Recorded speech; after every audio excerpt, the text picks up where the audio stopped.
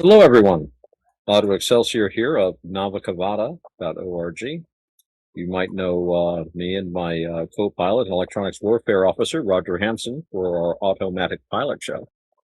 We're doing a little something different today, though. Today, we're going to be talking a little bit about what I like to call nuts and bolts Buddhism, Buddhism basics, something I always like to get back to. And we're going to be talking with Robert Hanson, who is the other half of the Brothers Hanson, who are responsible for some of the most amazing stuff I've ever seen on the internet. And of course, we also have Roger with us as well. Gentlemen, I'm very glad to have you with me today. Glad to be Welcome. here. Cool. Cool. Now, Robert, I'm doing this mainly because you were interested in Buddhism and you kind of wanted to know about where it came from and basically what it is, right? Yeah, to have more of a wide variety of everything about it. The good, where did it start? The branch offs of of it. Well, I think that I can only talk out of my own knowledge of Buddhism. Oh yeah, So I would be happy to talk about what I know and my own understanding. I should start by mentioning that there are a lot of different things out there called Buddhism. And we've all heard a lot of stuff called Buddhism, and yeah, it's certainly necessarily so, rightly so. But it's sort of like saying that someone is a Christian, but then you realize you have people that are Roman Catholic, Lutheran, Episcopal, Eastern Orthodox. So there's a lot of different ways to be a Christian, just like there's a lot of different ways to be a Buddhist. So, but I'm going to talk about my own Buddhism, which is based on Theravada Buddhism.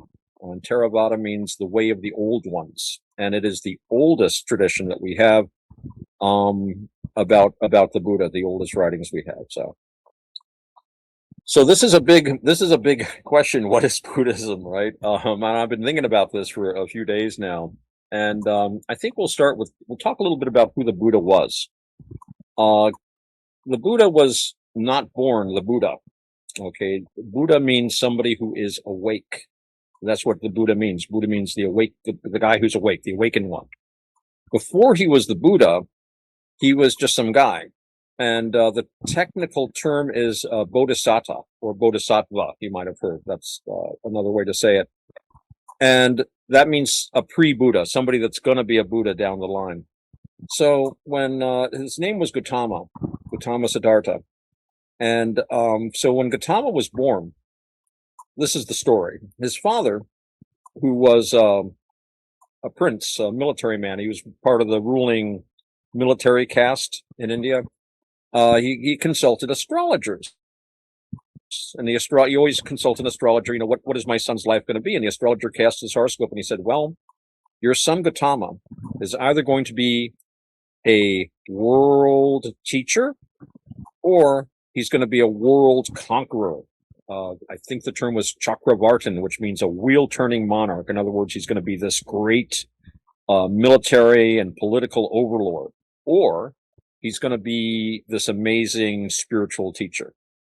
Well, now his father was already a military man, and he obviously wanted his son to be a general and a conqueror and stuff. So he says, well, I'm going to addict my son to all the worldly pleasures in life. So he'll never think about that holy stuff and the spiritual teachings and stuff.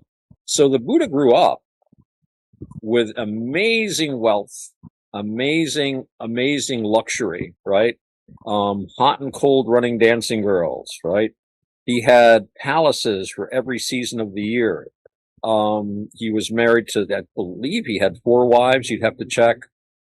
Each wife had her own palace. You know, this is like really Elon Musk levels of wealth. Well, maybe not quite Elon, but yeah, very, very, very well off. And so he always grew up surrounded by wonderful food. All things were smooth for him. You know, never any lumps in the bed. His attendants were always healthy and young. The only old person he ever saw was his own father, who, although he was gray-haired, he was still a stalwart, strong guy in his early 50s or mid 50s even. And so he's like tooling along, thinking, this is great.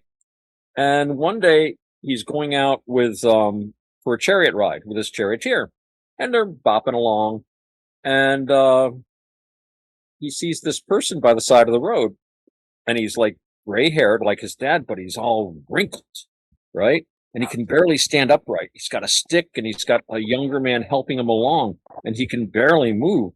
And the Buddha had never seen anything like this. This guy's obviously suffering. He can barely walk. So it's because of his charioteer. What happened to that guy? The charioteer, well, he got old. The Buddha said, old? The only other person with gray hair I ever saw was my dad. He's in good shape. He can beat me at arm wrestling. It's like, oh, no. This is what happens to everyone. Everybody gets old.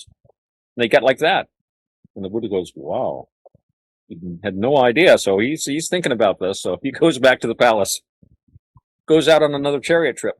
They're tooling along, and he sees somebody out in front of their house, which is what they used to do, who was very ill. And he was sitting on a shaded area, and he had his friends trying to give him medicine. He was like throwing up, and he was like cramped, and he was in like a lot of pain. The Buddha never seen anything like, like a lot of young people. He'd never had a sick day in his life, past maybe the sniffles. He was like, what's happening to that guy? Like, oh, he's sick. Now, again, the Buddha's father never allowed sick people in his son's presence. The minute anyone started getting old, they were like farmed off. They always had young servants. Everything was always happy there. So he's like, sick? What's that? It's like, oh, well, you throw up, your gut gets twisted up. If you have dysentery, you just can't stop going to the vet. All kinds of things can happen to you. It's like everybody gets sick. The Buddha's like, whoa, I didn't know that. So again, he wasn't happy about it, but he's thinking about it. Yeah, I think you guys might see where this is going already. So they go out again for a little chariot ride.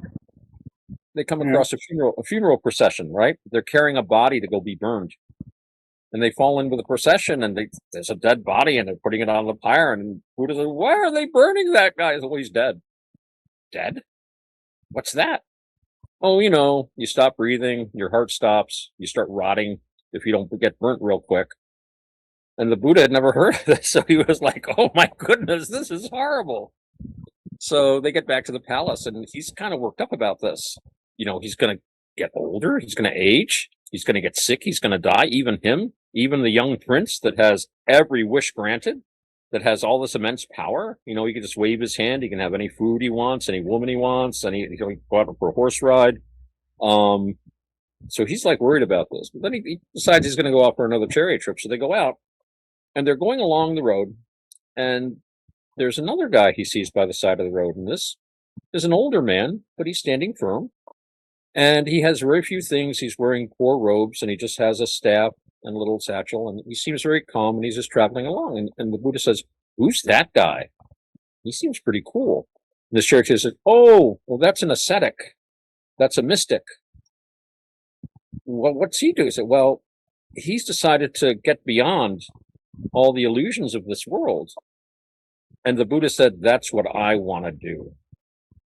So you see, the father's work to try to make his son reject a spiritual path actually brought him to the spiritual path. And this is like an old motif in folklore, folk tales. So this might be just a kind of a folk tale thing, but it gives you an idea. So the Buddha was a guy who discovered that there's a lot of very unpleasant things in the world that he was completely kept in ignorant of. And in a sense, we're sort of like that, because we are all going to age.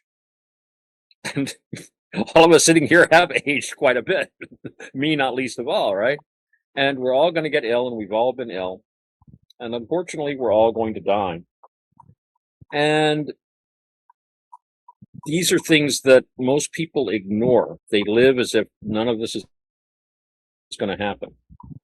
So they're kind of like in the state the Buddha was in, just tooling along completely unconscious of these things. So the Buddha decided he had to do something about this. He really had to face it, look at it, and figure out how he could cope with it. And so he left home and began studying with spiritual teachers. And he eventually became the Buddha, which means the awakened one. And now there's a million things I could talk about, but I just want to say something about that title, Awakened One. Okay? Because this, in a lot of ways, is the heart of what Buddhists are trying to do, or part of it, part of the technique, right? when we live in our life, okay, you and I and everybody else we know, most of the time we're not thinking about what we're doing. We're in our heads. We're thinking about what someone said to us. We're thinking about what we said to someone else. We're thinking about something we lost. We're thinking about something we might want. We're not really here a lot of the time. So we're all kind of like going around sleepwalking. And our mind, anything that comes to us gets filtered through our mind. So if we have a mind that's depressed, everything's going to be horrible. If we have a mind that's joyous, everything's going to be joyous. Hooray, right? So it has nothing to do with what's actually going on. It has to do with your own mind. So we spend all this time thinking these thoughts and living in these thoughts. And in Buddhism, they call this a becoming, right? You take on an identity in a world of experience in your head. And again, when I talk about this, you have to say more things. What happens is, well, put it this way. The Buddha was talking about, and the Buddha was said that he taught two things, right? Suffering and the end of suffering. Because he saw all this death happening and all this sickness and aging, and he was disturbed by it. He was suffering, not in pain. You know, you stub your toe, that's pain. But you suffer when you think, damn, I should not have stubbed my toe, right? That's the mental anguish. So he, by looking, discovered that you suffer because you crave something. You crave a sandwich, right? And then you cling to the idea of having a sandwich. You cling to that, right? And if you don't have a sandwich, you're miserable because I don't have a sandwich. I'm thinking about the sandwich. Where's my sandwich? I want a bloody sandwich, right? And you don't have one. This is suffering caused by clinging to the idea of a sandwich. To get out of the suffering, you just stop clinging to the idea of a sandwich. You say, well, I don't have a sandwich, but that's okay. I don't care. And suddenly you're not suffering from it anymore, right? And even if you get the sandwich, and this is the tricky part, right? Say you're craving a sandwich, right? You're clinging to the idea of a sandwich. So you go and you make a sandwich, right? You solve the problem. Well, not really, because you eat the sandwich. Now notice, first of all, that eating the sandwich probably takes less than 5 minutes, right? You spent hours thinking about having the sandwich. Most of your time with the sandwich is spent just thinking about it. The sandwich itself, it's gone. You eat it 5 minutes and suddenly you don't have a sandwich anymore. And as time goes on, the sandwich goes away. And the next day we know what happens to the sandwich, right? We know what the sandwich has turned into. So this pleasure, this thing that you cling to, goes away. And everything we cling to goes away, including the people around us go away. So this is going to cause us to suffer if we cling to them. Now, this sometimes gets people upset about Buddhism because, and I've had this conversation with people, in order to understand why you're suffering, right? In order to understand the clinging and the craving, you have to comprehend what's going on. You have to look at your suffering very closely and see that it's there. And like I said at the beginning, most people ignore this. So one of the first things that a Buddhist does is, after, receiving precepts or undertaking to keep precepts, is you have 5 things you're supposed to think about every day. And one is the discovery of the Buddha, that you are going to age. That's normal, part of the deal. You're born, you're going to age. You're going to get sick. It's normal. It's part of the deal. You can't help it. You're going to get sick sometime or other. And yes, you are going to die. Unfortunately, we're all going to die. And that's part of the deal. You can't help that. And then the further remembrance is that you will be separated from things, from all that you hold dear, from all the things you like. They're going to go away one way or another. The sandwich is gone. Our friends will move away or they'll die. Eventually we'll die and we'll leave everything. So we will be separated from things. Of course, we'll also be separated from things we don't like too. But we're going to be separated from all these things that we spend our time and effort on. But then we remember another thing. And that is that we are the owners of our actions, right? We have power.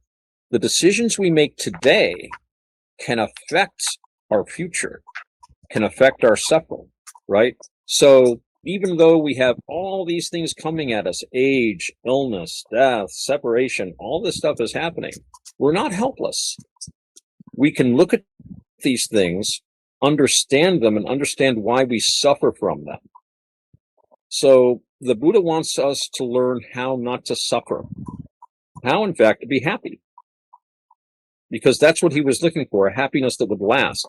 And he saw that everything that we do in the world, that sandwich is going to be gone. So you can't pin your happiness on the sandwich. You have to look for something else. And that something else is to be found inside in the human mind.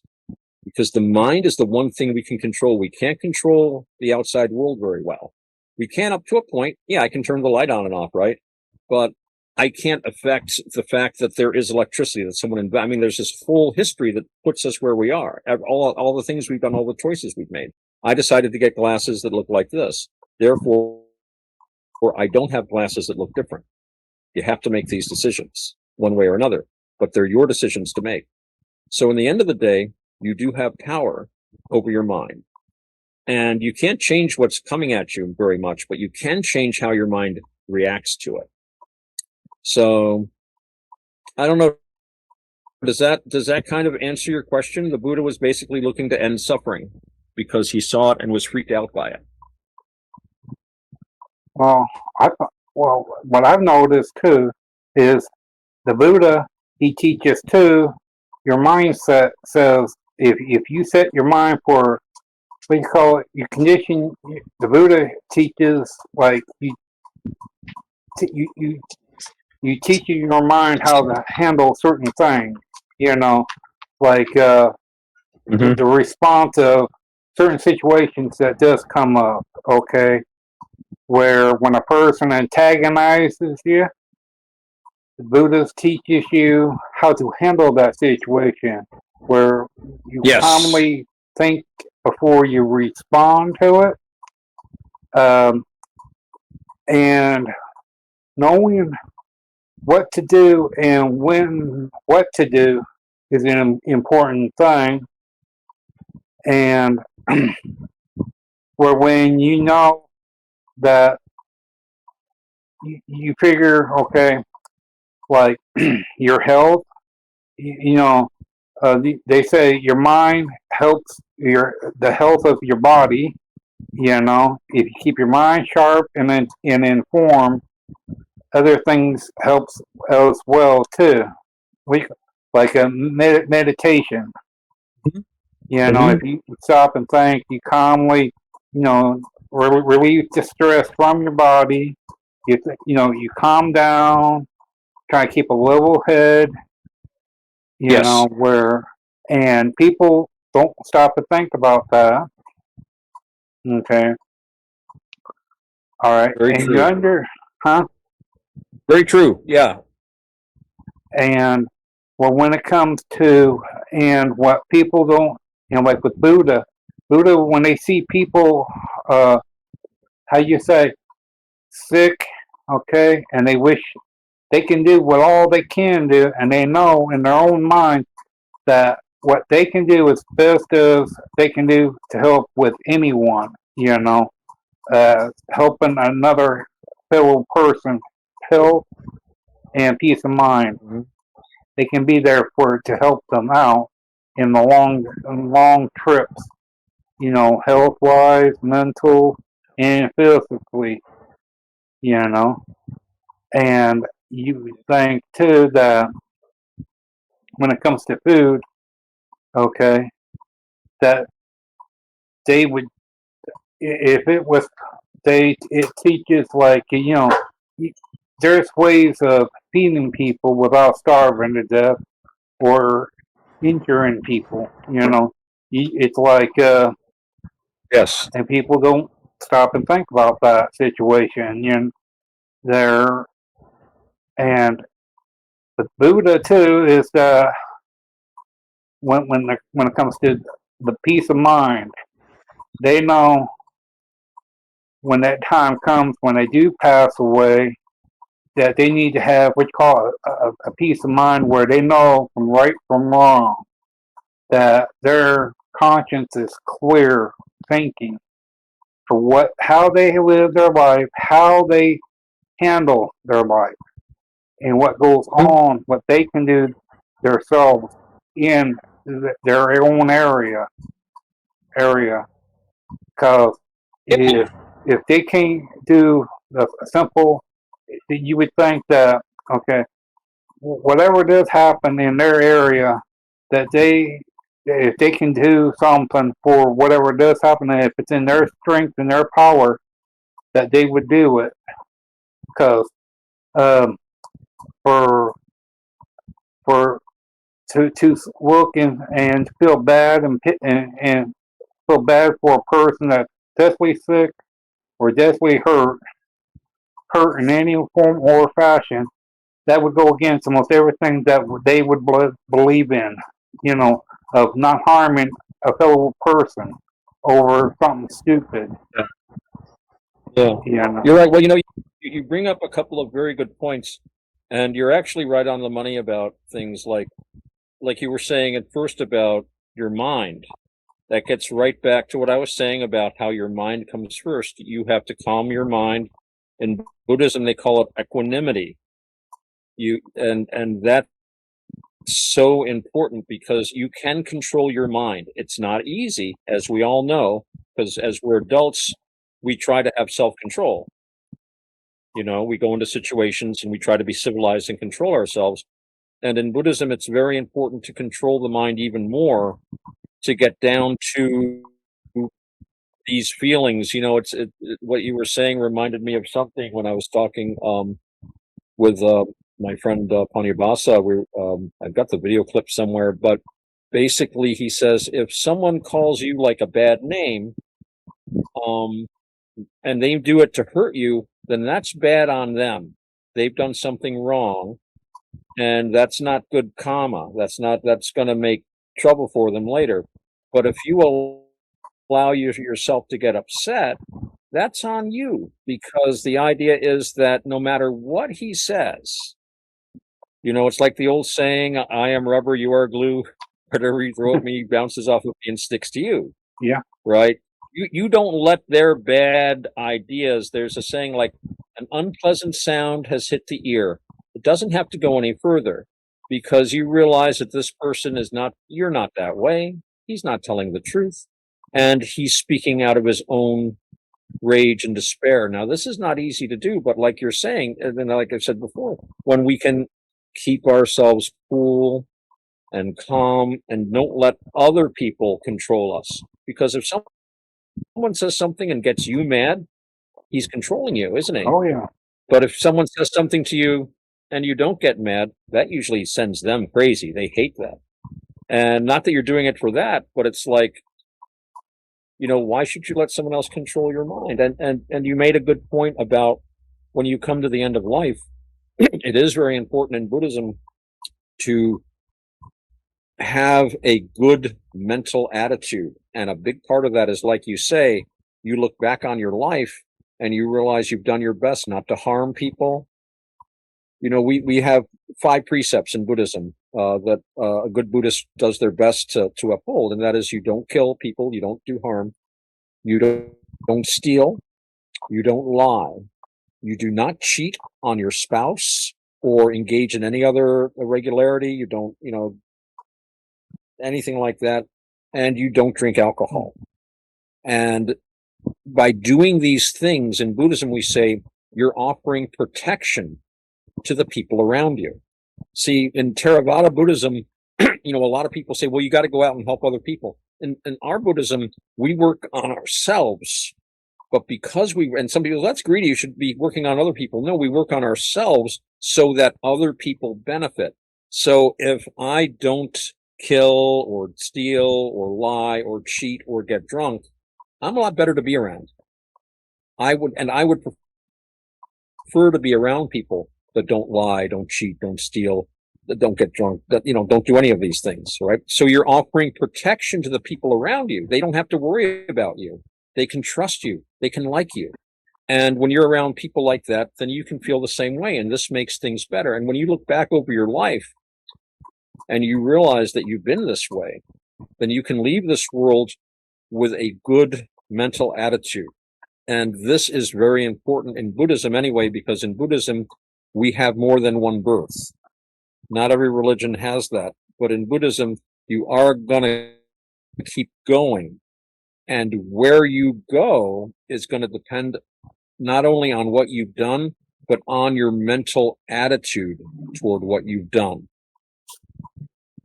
So what you said was right on the button. You want to be always in control of your mind. Don't let other people disturb your equanimity. And you want to be in Buddhism, they call it virtue, which we also call it in English. You want to be a virtuous person so that you're not disturbed. You're not lying on your deathbed saying, I was really mean to that person. I did this, I did that. And I don't know about you, but we're all older and we've all lost friends and relatives. And the one thing, whenever I have a friend or a relative pass on, one of the first things I always think of is that I wish I'd been nicer to them. I mean, I'm always nice to people and I try my best, but you start thinking, I always think in terms of like the good I could have done. And so I try to remember that. So when I go to visit my mom, who's in the nursing home right now, and she is doing better, which is good, but still she's very old. I try to spend as much time with her as I can, because I know I probably don't have much time left with her, and I want to do as much good as I can while I'm here. And that's really the key. You've got this human life, and we can do good with it. And when we do good with it, we are happier. And again, Buddhism is all about being happier. So you're right on the money. Yeah, but like what you just said about you're fixing yourself. Well, but here's the thing: you're setting a certain thing out. You're recognizing that you need to fix yourself above everything else. But people that witnesses it, they're sitting there saying, if he can recognize himself, in what way is he fixing himself, and how does he notices it? And they sit and notice it about themselves by what you do as a person. Yes. And and a set of minds too, as a Buddhist. Like, okay, when people and I know this, but when people have said things, we call it where when your emotion gets hit by what they do say, it makes you think, okay, why am I feeling a certain way about that? And that's the thing that people do got to watch out for, because it's a dangerous thing, because people react in not a very good way when that situation appears. Yeah. And that's a good point, because when someone says something to you, like you're talking about, says something that you don't like, you do have that reaction. Nobody likes to be, have unpleasant things said to them. I don't like it. It can be very upsetting, but you're right to be able to step back from it and say, why am I feeling this way? That's an important part. We need to step back from ourselves a little bit and look at what we're doing. And and you make a good point about that's really the best thing we can do for other people, is to try to give them a good example. Because if you just tell someone to do something, but you don't do it yourself, they're not going to be very impressed with it. Yeah, and that's like being two-faced. You're saying that you believe in this, but then at the same time, you're not following the same thing within that in that religion, or that type of deal, the ideals of it. Right. You've got to walk the walk as well as talk the talk, and it's a lot easier to talk than it is to walk. Yeah. And I do my best to walk the walk. I'm not always successful. None of us are, but you bring yourself back. Every time you stumble a little bit or slip, you just pick yourself right up and go again. In fact, a big part of the practice of Buddhism, especially when you're first getting started, is the normal state is you bring yourself back, you bring yourself back, you bring yourself back. Do it 100 times, 1,000 times, it doesn't matter. Your default is you bring yourself back, get back on the path, get back to virtue. And after a while, it sticks, and you do see a difference in the way people around you feel and behave. Because, like we were saying, you're offering protection to them by not doing bad things. You're being an example, and people start feeling better around you, I think, and people interact with you differently. You can see a difference. It's somebody once talked to me about he was worried about being misunderstood. People thought this of him or that, and I said, your actions will speak louder than your words. If they see you being a good person day after day, they will realize, they really will know. And people notice it, and it makes them happier. So, it's a path that even though you're working on yourself, yeah, it does help the people around you a lot. Yeah. True. And I find, and like with different types of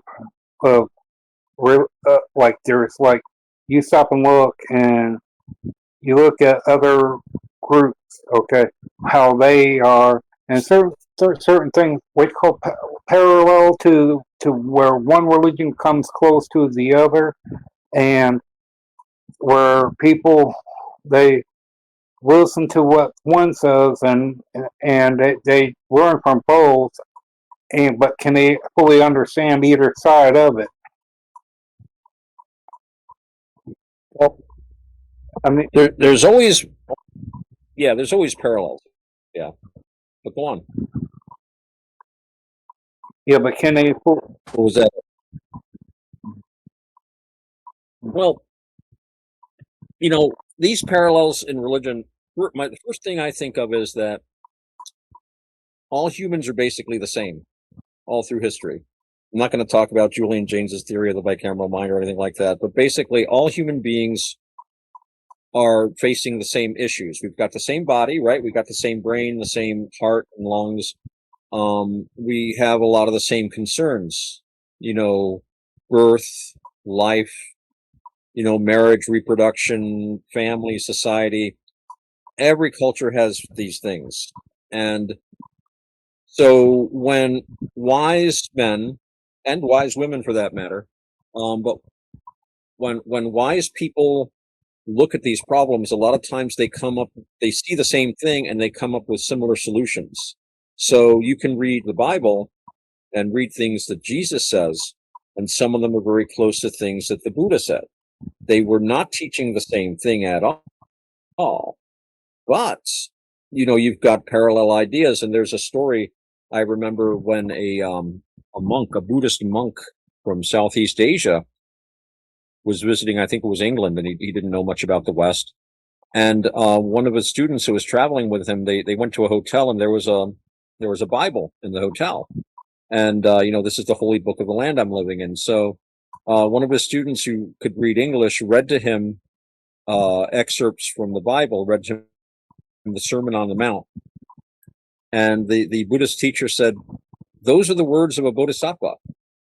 Those are the words of someone who's on his way to becoming a Buddha. And it's always made me think that, because there will be another Buddha one day, according to Buddhist thought. And I wonder if they'll tell stories. Our current Buddha has there's something called the Jataka stories, right? These are stories of all his past lives.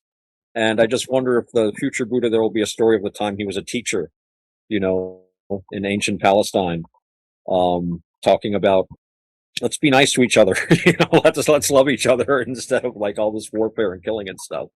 So yeah, there's always these parallels, but I think it's important. I spent years just picking from this religion, from this, I've studied religions and occult philosophy and all this stuff. And I finally, when I looked at Buddhism, first of all, I saw that a lot of the stuff I'd been studying had basically been stolen from Buddhism or picked from Buddhism. And Buddhism is very old. It's 2,600 years old. So it's older than any of these other systems that we're picking from it. So when I started studying Buddhism seriously, and by that I mean, Theravada Buddhism, I suddenly saw that this was a complete system. So we were talking about how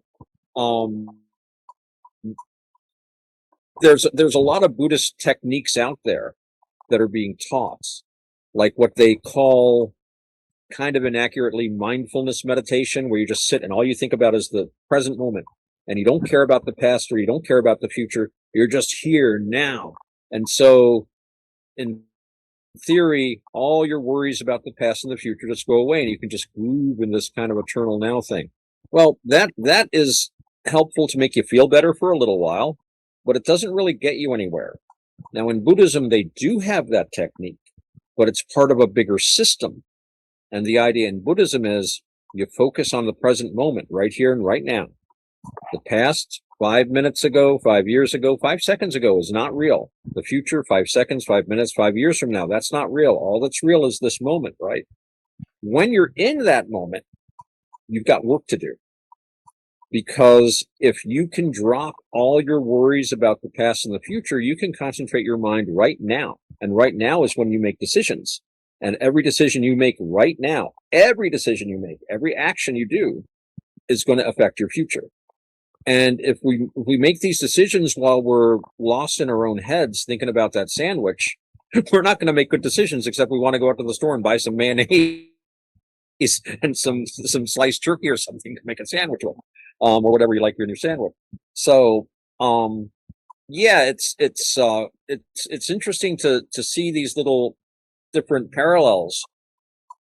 But I think you've got to really, with Buddhism anyway, it really is a complete system, and everything that the Buddha taught fits in with everything else. The Buddha was very autistic. I really think he was like the ultimate autist.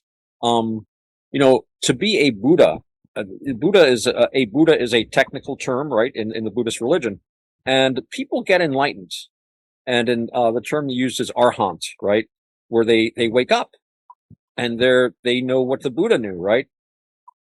They call the Buddha because he can teach it.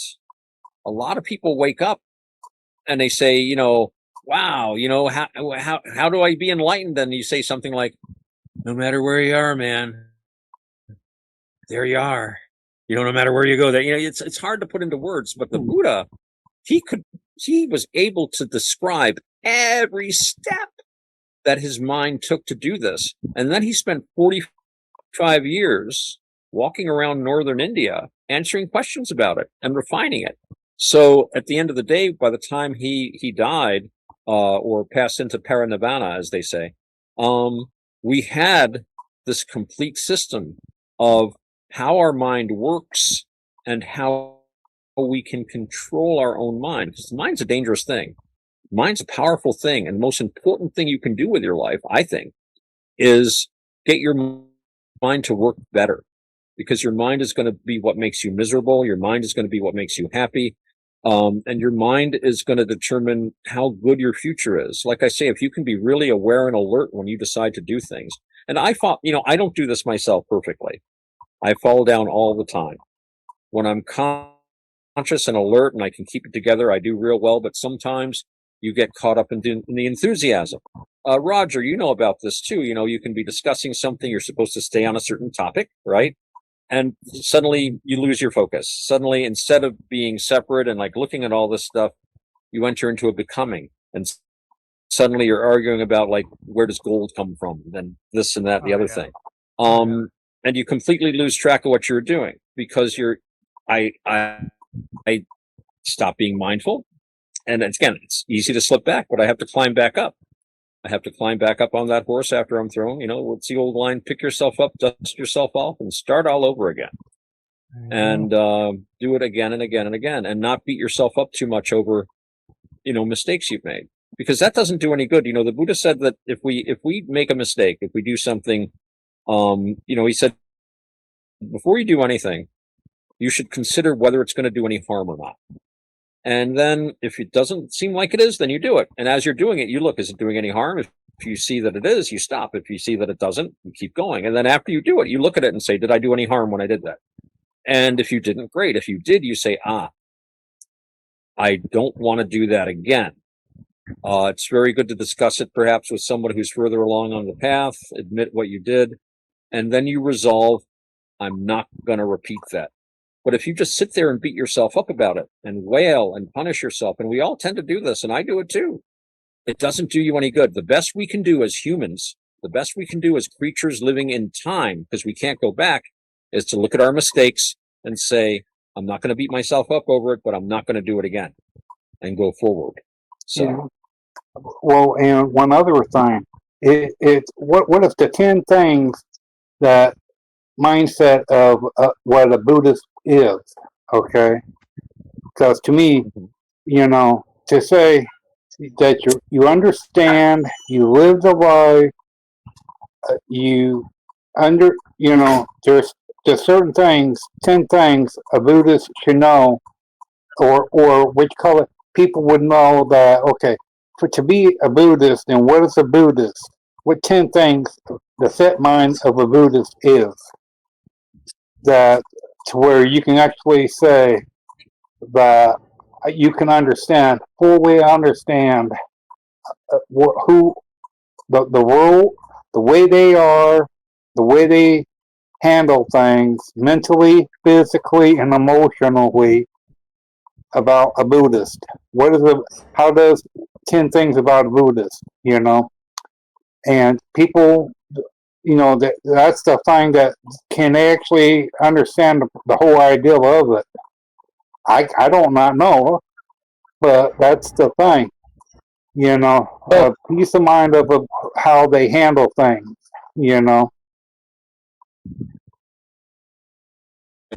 well, like I said, there's a lot of different kinds of Buddhism in the world. Yeah. And so different Buddhists have different ideas of what is required of them to be a good Buddhist. And then you have to remember that there's two levels of Buddhism. You have what they call, well, technically three. You've got the regular lay people, lay followers, like everyday Buddhists, but they go to work every day and they're just. Then you've got what they call the Sangha, which are the monks. It's actually bhikkhu, which means, I think, wanderer. They're not like Western monks, but that's a pretty good translation. So, and then you've got what they call the noble Sangha. And the noble Sangha are monks who have attained enlightenment. They're arhants. They're basically on the same level as the Buddha mentally. They just don't teach. To teach, that makes you a Buddha. So each group has its own responsibilities and things it has to do. Although the Sangha and the Noble Sangha are pretty much seamless, because you never know. You're not supposed to tell people if you become enlightened, if you're a monk. You're not supposed to discuss it. So when you meet a Buddhist monk, you never know. Maybe he's enlightened, maybe not. They don't talk about it. That's a private, very private thing. Yeah. But if you're a lay follower, just like a normal guy like me, your main thing is you follow the precepts. What's the You precept? try to incorporate the precepts are that I will refrain from causing harm, especially killing. That I will not lie. I will not tell a lie. I will not steal. I will not. The phrase is, I will not take what is not offered. I will not engage in sexual irregularities. Or they say illicit sex. And the actual words were, you will not seduce married women. You will not seduce women who are under the protection of their parents, in other words, minors. So you do not break up marriages. You don't break up your own marriage or anyone else's. You don't go after children. Says nothing at all about consenting adults. You can have a girlfriend, whatever. That's not a problem. Sex isn't a problem in Buddhism. It's sex that harms people, right?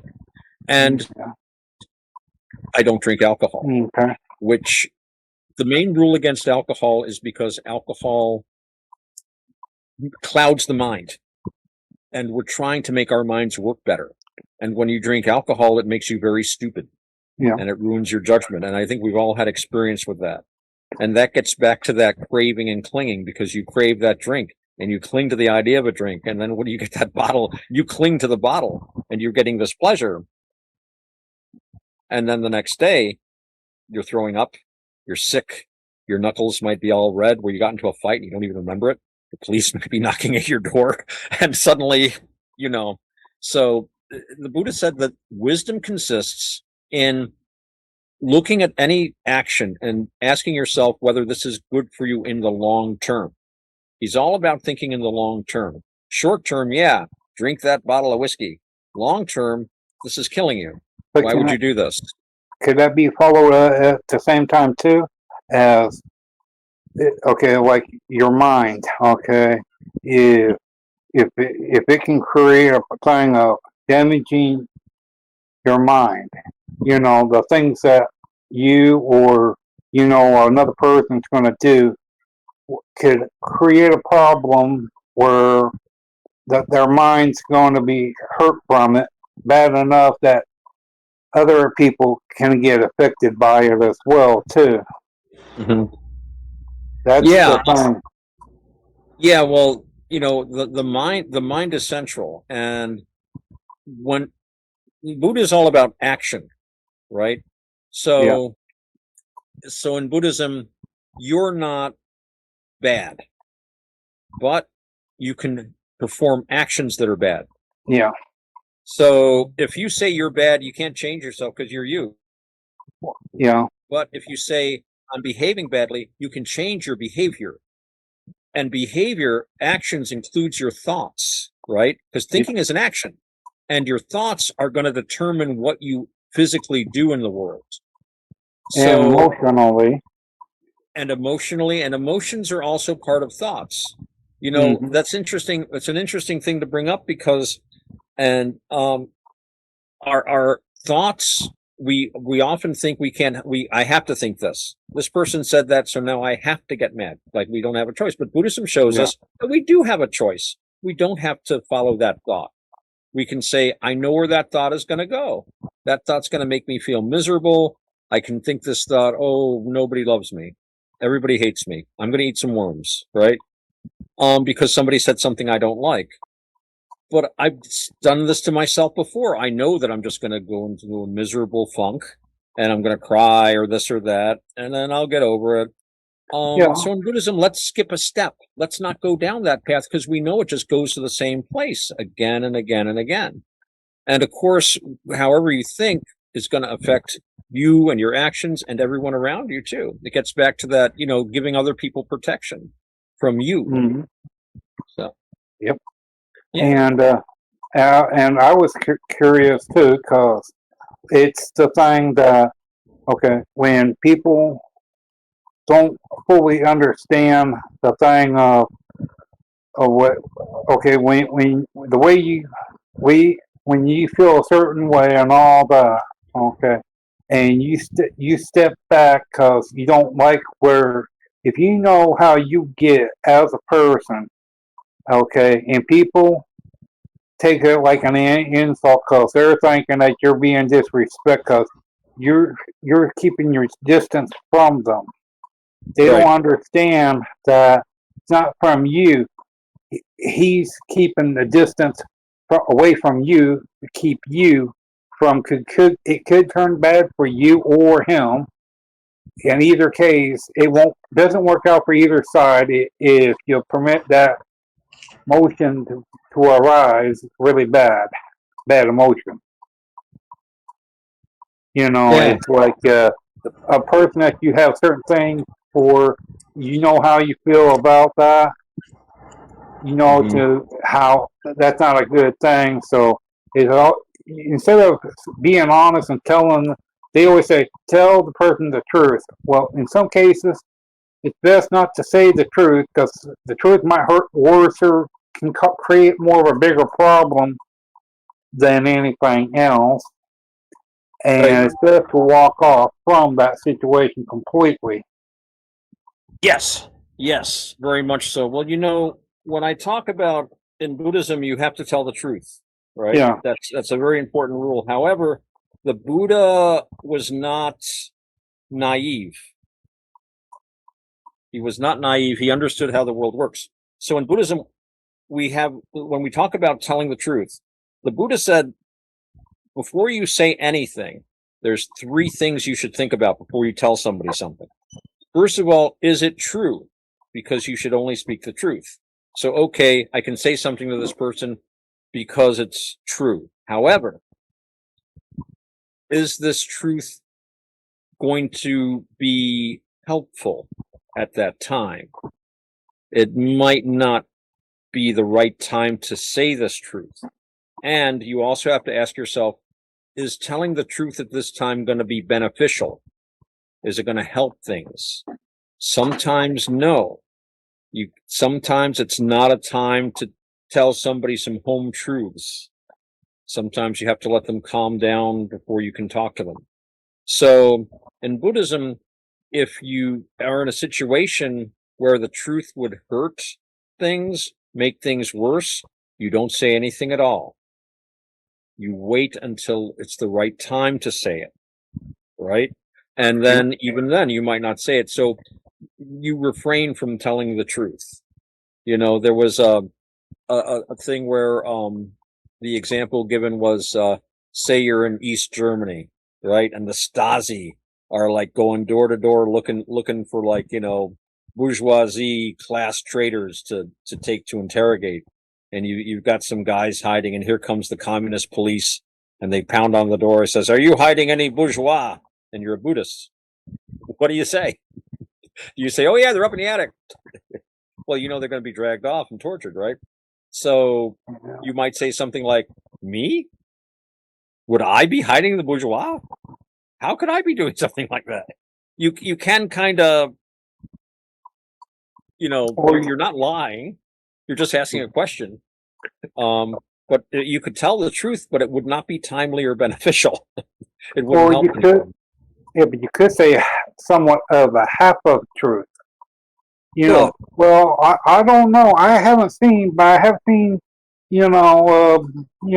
maybe a few days ago, down the road. You could, but the trouble, even with half truths, are they can trip you up. Yeah. One of the great, and I'm sure you've noticed this, one of the great things about being truthful is when you're truthful, you don't have to remember your stories. Well, in a way, yeah, you do, because even when you do say the truth, it can come back and someone can try to manipulate the situation to turn it. Oh yeah, but then you just stick to the truth, Well, yeah. I think is the best way.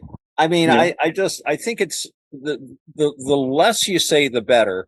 You want to keep it simple. If you think you can get away with something, but even then, a half truth still isn't a truth. As a Buddhist, you should try to find some way around it. Yeah. And so you do your best anyway. But when you do talk to, like we were saying about a person's mental health, it's just not that, but it's at the point in time too. When the time does come, you stop and look and you figure, okay, if this person, this person's ready at this point in time, yes or no. If that person was to come up to you and ask you that simple question, would you be able to handle that at this present time of that question that person's asking you, whatever that question would be? Would that person be able to handle that situation right then and there? Right. With all of it. Right. You've got to be able to judge that. And that's easier to do with people we know because we know them. I have a friend of mine who, he's a really, really good man, good guy. He can get upset easily. And then he gets unupset. That you ever hear the saying, somebody who's quick to anger, but then he's quick to forgive. And that's how this guy is. So if something's upsetting him, you can't talk to him about certain things at that time.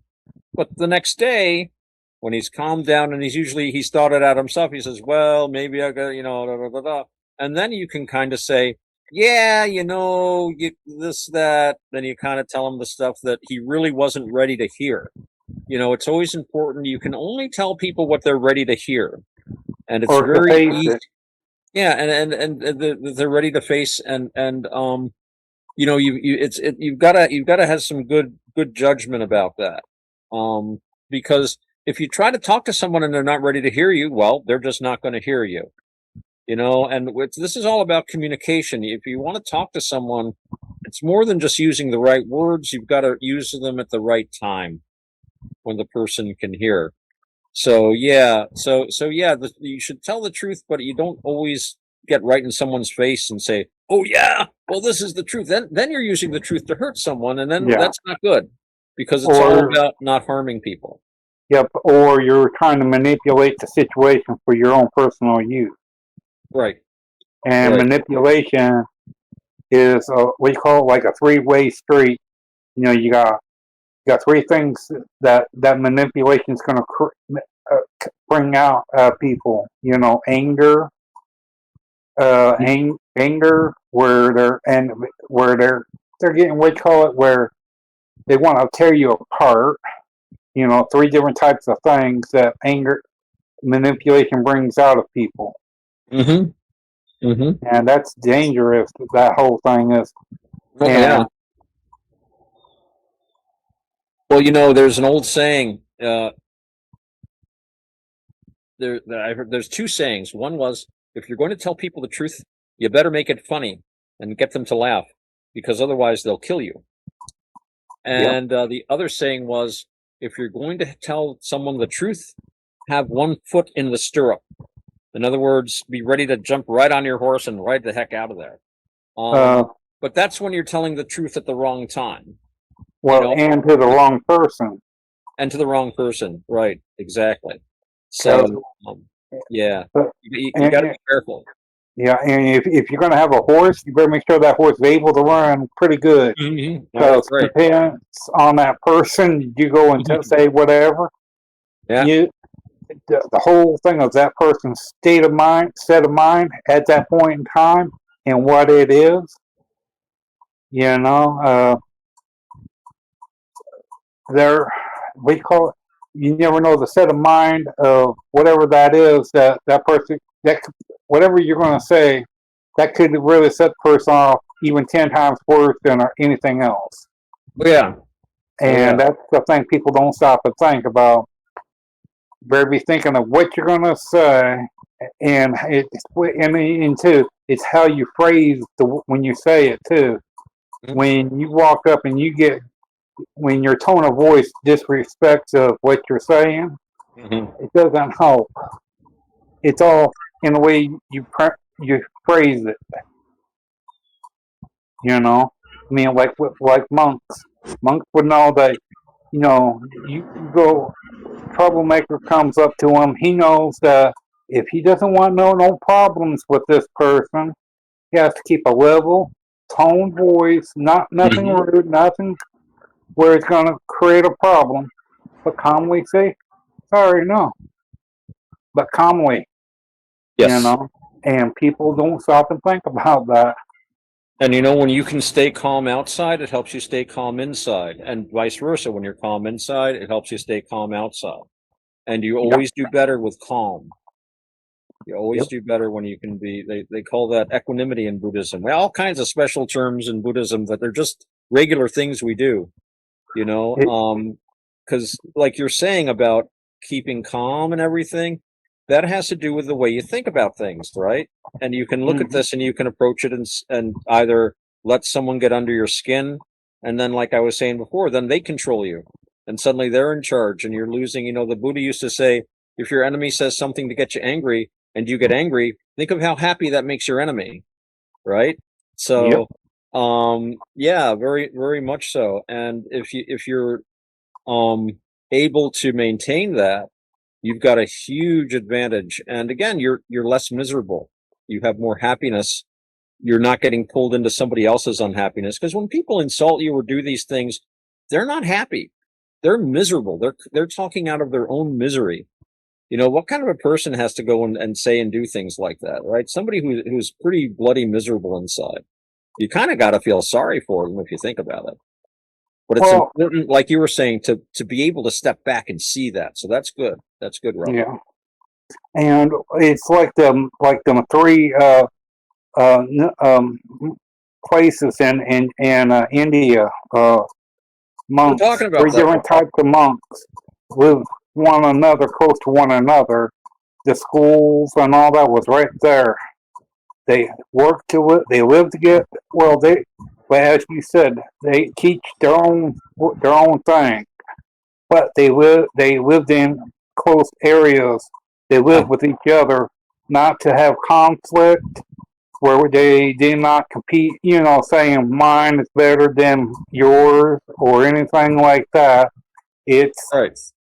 that they respected enough of it to where you teach what the way, to understand the full thing is more mature than what most people are. Because if you got three different types of religion as a monk, you have to understand all three of them to understand that. Look at the process, how they live, the food, how everything works. Okay, if they can live like that with no problem, okay, no fights, none of it. Why is it that people can't follow the same route as they did? All three of the monks in India during World War II. That was during that specific time when the place was built. Well, they lived there, and Well, well, it's interesting because in a lot of these countries, there are more traditions than we have of just, living and let live. I mean, if you go to India, you know, it's somebody pointed this out to me. You've heard of Hinduism, right? Hinduism, the yeah, Hindu religion. There's actually no such thing. Hinduism as a word was invented in 1814 by anthropologists because they were huh, trying to describe how all the different Indian religions, they have hundreds of gods and each person worships their own god. They're really all separate religions, but they all get along and they accept each yeah, other's religions. And then the English came along and said, look at all these guys. They don't hate each other. This must be just one religion. And they do share a lot of mythology, but so to Jews and Christians and Muslims in the West. They all have very similar ideas about religion. They have a lot of, Christianity came out of Judaism and Islam came out of Christianity and Judaism combined. So they've got a lot of common elements, right? But they fight like cats and dogs. But yeah. over But in India, you can have 100 different gods and they're not fighting each other. So it's kind of interesting how you can have people like you're saying, you could have three different kinds of monks or three different and this is something before I forget, this just came out in Vietnam. They have a new Catholic saint now. And perhaps Tan will talk about it on the show next time that he's on. And one of the things he posted an article in Minds, which you can check out. And one of the things they noticed, I thought it was interesting. I posted it in the Buddhist Discord, where even Buddhists were attending his funeral they were attending his ceremony to become a saint. I think they call it beatification. And that Buddhists and even like, as I said, people with no particular religion, probably like animists and stuff like that, were paying homage to him. So in Southeast Asia, just because I'm a Buddhist or an animist doesn't mean I can't go to a Catholic saint and pray to him yeah, as well. They don't see any problem with that. Now, the Catholic, I'm sure, would have a problem with going and going to a Buddhist shrine to make an offering, but the Buddhist and the animist don't see any problem. So you do have that. That's I think a good tradition for us to pursue. We need to learn to live together better well, and yeah, not worry about the other person's religion that much. Let them have it. but here's the thing: it takes more than that because you look at all these places with different types of religion, and they can't grasp at the ideal that okay, if our if, if what we're doing is harming other people, can they say that our religion, if our how is it that they can't realize what their religion's causing other religions, when they're losing people and they're saying their religion's more important than theirs, that's not good because that just creates more of a bigger problem. Yeah. Well, that's the Okay. thing.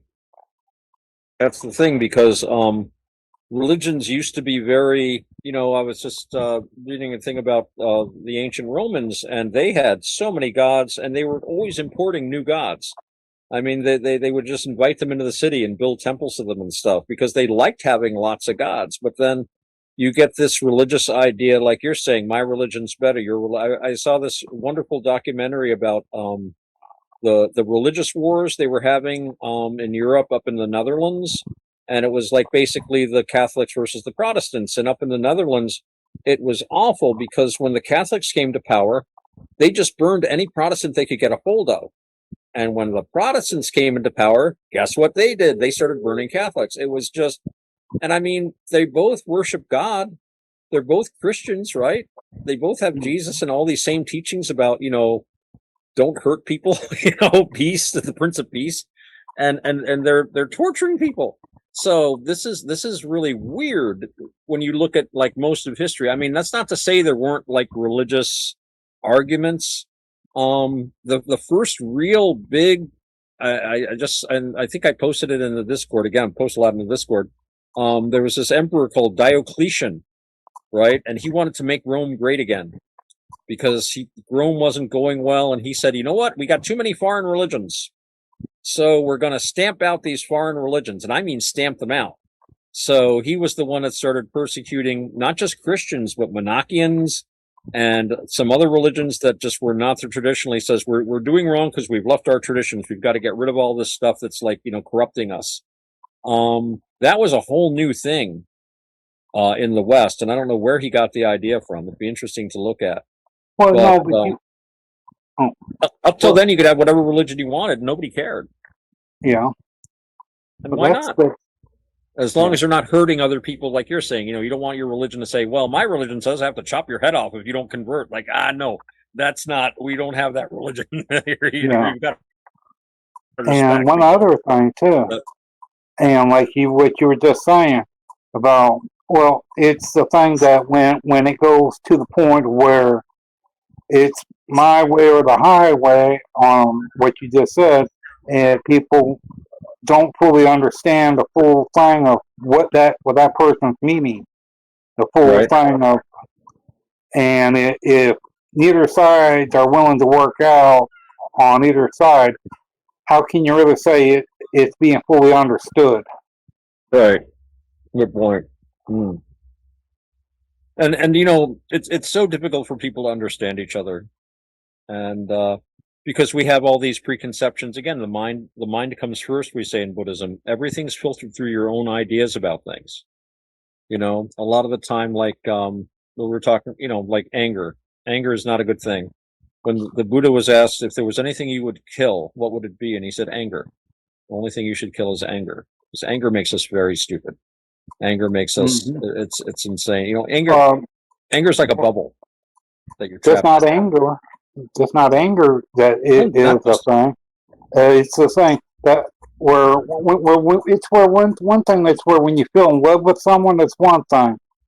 But when it goes way beyond that, as what we call it, like territorial love, best way I can put it, it's where that goes right out the window.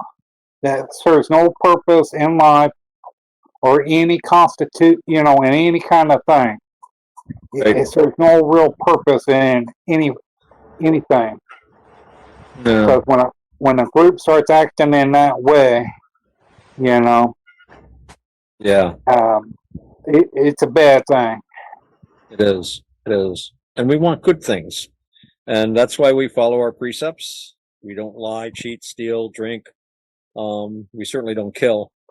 When I work where I work, I have to roll up the canvas on this thing every day, and I always make sure the little spiders escape. They laugh at me at work. There's like a worm on the path. I run out and get it and put it on a tree so nobody steps on it. Because I need all the good karma I can get. We didn't talk about karma. There's a million things to talk about in Buddhism, and I just kind of gave a kind of a confused overview. I really should try to come up with some sort of a plan, but it's such a big topic, and there are so many aspects to it. But it is 21 after 8. I was thinking we should probably wind things down pretty soon. We don't want this to be too long, especially since we can do other shows, and maybe we can follow up some of these ideas. Okay. But if we try to cover too much today, we might lose viewers. I wonder if we have any viewers. Roger, do we have anyone mentioning it, chatting with us or We watching us or anything like that? we had Veterans Radio on Kick who stopped in. He just gave his regular emojis, but he didn't say anything. I did a shout out saying hello to Veterans Radio and thanks for stopping in. So we Thank did you. have, We do appreciate it. We do appreciate it. Yeah, yeah. we had So, we had 3 views on YouTube, and we've had 2 views on Rumble, and nice. on Kick we've had between 1 and 2. It bounces up and down. So, Gentlemen, we are reaching them. We're reaching them. People are going to learn about Buddhism through this. This is really good. Yeah, just one thing, we can bring it up on later. Next one I would like to find out is, okay, how does Buddha, I can't pronounce it correctly. That's I'm okay. sorry about it. I can't pronounce a lot of these words too. It's a foreign language, but I want to find out about Buddhism and how does how does it work within, like, in different countries, like Russia or Japan, their ideals, their beliefs. Okay, yeah, One. that would be a great talk. Because as I was saying, there's a lot of different things out there called Buddhism. I'll just say offhand that there's 2 main branches that are around today. In the ancient world, there were a lot of different Buddhist schools, but today we have what they call the Theravada Buddhists. And Theravada is a word that means the way of the older people, the elders, the old school, if you like. And then they have what they call the Mahayana. And Mahayana means big vehicle, big boat. In other words, like a big tent. The Democrats, we need a big tent. And in Mahayana, the big tent, you've got another kind of Buddhism called Vajrayana. And Vajrayana means diamond thunderbolt, right? And that's part of Tibetan Buddhism. And Vajrayana Buddhism is a subset of Tibetan Mahayana Buddhism, and it has to do with what they call quick ascent or steep ascent. Basically, how to be a Buddha in one lifetime. Cut through all this stuff. It's a very difficult path, and it's arguably not anything that the Buddha taught. Well, we can get into the details about that, but all of these spring from ultimately the Buddha's teachings, but a lot of it had to do with the way Buddhism traveled. But it would be another hour and a half to go on about this. But that's a great topic, Robert. We'll talk about that next time. I think that would be wonderful. Okay. All right. So, Roger, do you want to ask us all for our socials, or should I do that, or how are we handling this, bud? you can go ahead if you want to, since it's a joint effort. So, all right. Well, thanks everyone for being part of our show today. Hope you found it enlightening, or at least entertaining. I think we all had a really good time, and I'm looking forward to continuing the discussion next week. But we're going to take our leave for now. But before we go, we're going to share our socials, as it were, in case you want to contact any of us with any questions. So, Roger, why don't you give the socials for you and Robert, the brothers Hanson? all right, you can find me and Robert on Minds at Roger_Hanson. You can also find us in our Minds group, which is called Strange Stories, as well as the Praetorian on Minds.com. Now, other than that, I am on X, Roger Hanson at ROGLOL1973. I'm also on Discord at The Wonderful World of Weirdness. You can find me on Teams and Element Matrix at Roger's Hangout. I believe that's all of it, Otto. There could be more. That's plenty. You're all over the place. As far as I go, you can check out my website, navakavada.org. That's NAVAKAVADA. It's spelled just like it sounds. I'm also on minds.com, Otto_X. I also have Navakavada channel on YouTube, which has some interesting videos. Also, Navakavada Buddhism on BitChute, some older videos, but I think some very interesting ones, including some very interesting long interviews with some Buddhist characters. I'm also to be found sometimes at Roger's Hangout on Teams, and a lot of the places where Roger is, and of course, Messenger Pigeon will sometimes find me. So, thanks again, everyone, especially those of you who commented. Please like, subscribe. Any comment you'd like to make, we do answer all comments as long as they're tasteful and within the bounds of the YouTube terms of service. So that being said, I'm looking forward to our talk next week. Robert, Roger, it was been great working with you gentlemen. And hopefully we'll see you guys and all of our audience next week.